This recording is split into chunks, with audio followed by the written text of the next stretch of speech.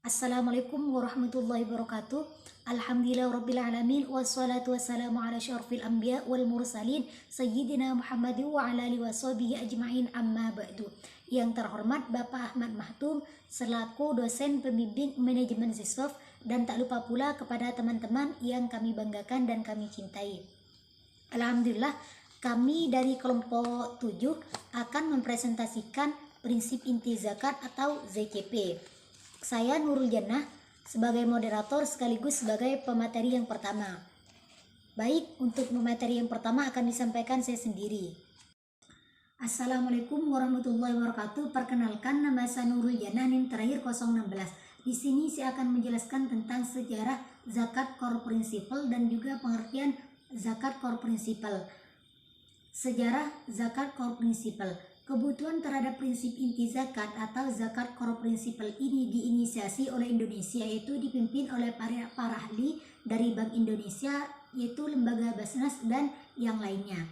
Dalam pertemuan yang diadakan di Jakarta pada tanggal 28 Agustus 2014, di dalam pertemuan ini membahas tentang berbagai masalah yang berkaitan dengan pengelolaan zakat dan merumuskan prinsip-prinsip inti sebagai titik awal untuk kerja zakat berdasarkan prinsip terbaik dan untuk meningkatkan kualitas dalam pengawasan dan regulasi.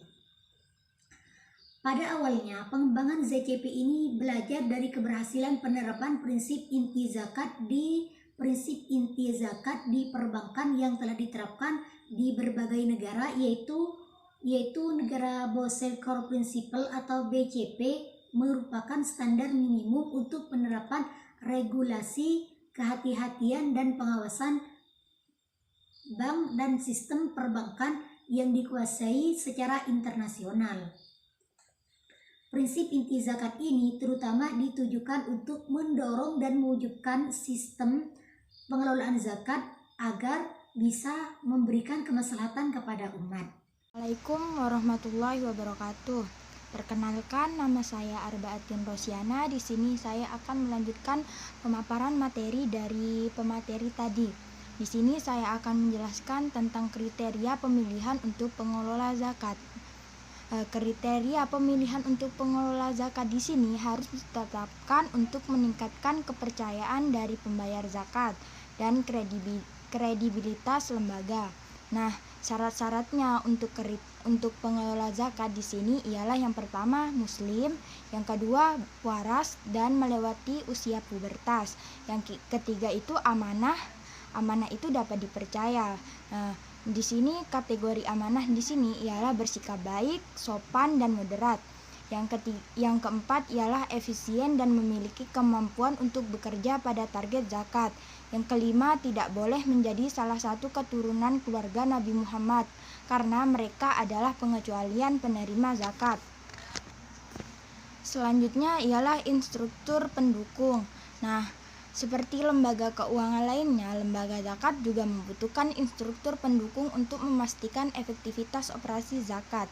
Nah, instruktur pendukungnya di sini ialah terdiri dari sistem internal yang berupa pelaporan dan manajemen risiko sehingga operasi tersebut dapat memenuhi tingkat yang disarankannya. Nah, secara eksternal juga sektor zakat juga harus didukung oleh infrastruktur yang mempromosikan proses pengawasan yang efektif oleh regulator dan pengawasan zakat. Jadi, di sini infrastruktur pendukungnya itu ada dua, yang pertama internal dan yang kedua eksternal. Nah, sistem pelaporan tersebut ada dua. Yang pertama kan tadi sistem pelaporan internal, yang kedua sistem pelaporan eksternal. Nah, sistem pelaporan internal di sini ialah sistem pelaporan yang harus memungkinkan bahwa manajemen puncak zakat lembaga untuk memantau dan memahami seluruh kegiatan lembaga zakat dan pelaksanaan program pencairan serta meminimalkan biaya dan pengeluaran.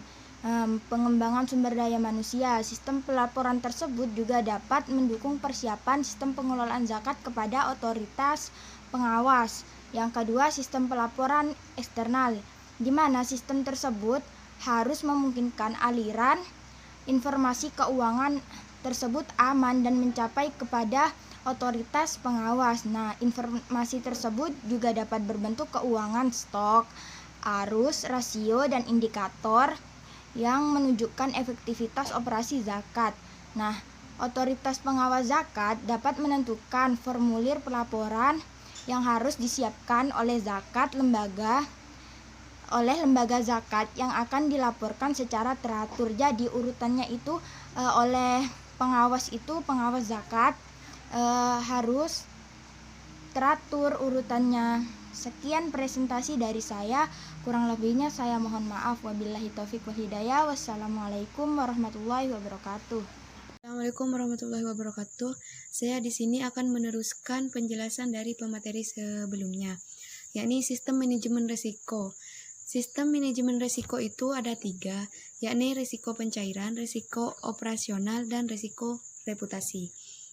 Risiko pencairan itu manajemen risiko pencairan suara mengawasi keuangan posisi, mitigasi suara, dan misalokasi.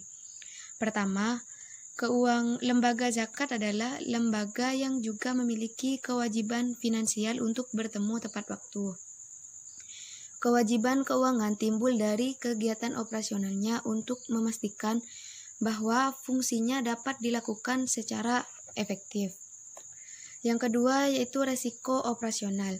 Resiko operasional di lembaga zakat dapat mencakup potensi penipuan, kegagalan teknis setiap komputer, faktor lainnya yang dapat mengganggu lembaga dari operasi sehari-hari, termasuk aspek yang tidak sesuai syariah. Untuk meminimalkan potensi penipuan dan potensi pelanggaran syariah, lembaga zakat harus dilengkapi dengan struktur kelola yang baik untuk memastikan tanggung jawab itu dan akuntabilitas sudah ada. Resiko reputasi. Lembaga zakat mengandalkan diri mereka sendiri pada kepercayaan publik.